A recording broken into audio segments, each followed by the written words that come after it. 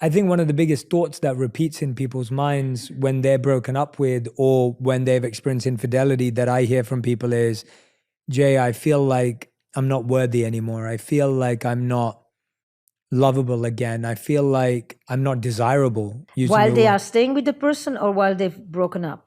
Both.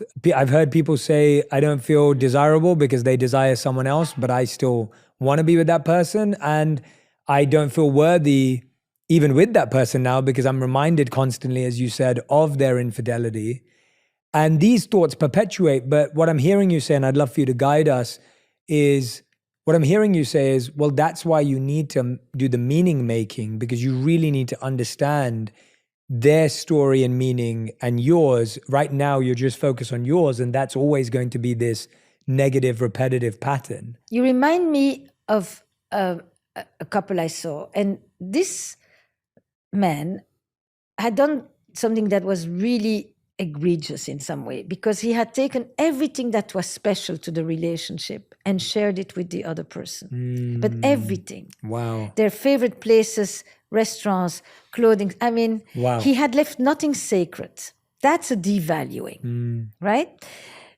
And whenever they would drive, there was a way when they would arrive to a place and she would look at him and it was like, there too. And so he would dread it because he knew he was guilty as charged.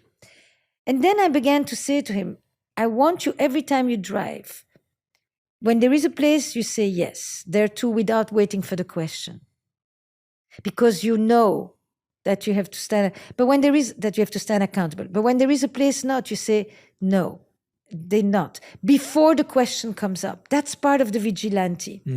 So that you protect the relationship and you bring back the value. You say, now go create new places too, that are new for the two of you, and that you need new cells. You can't just go back and try to re-enter the spaces that you were in. The loss of value gets addressed by having someone who is slowly reclaiming the value. The feeling is true, but it doesn't mean that because they had desire for someone else, they had none for you.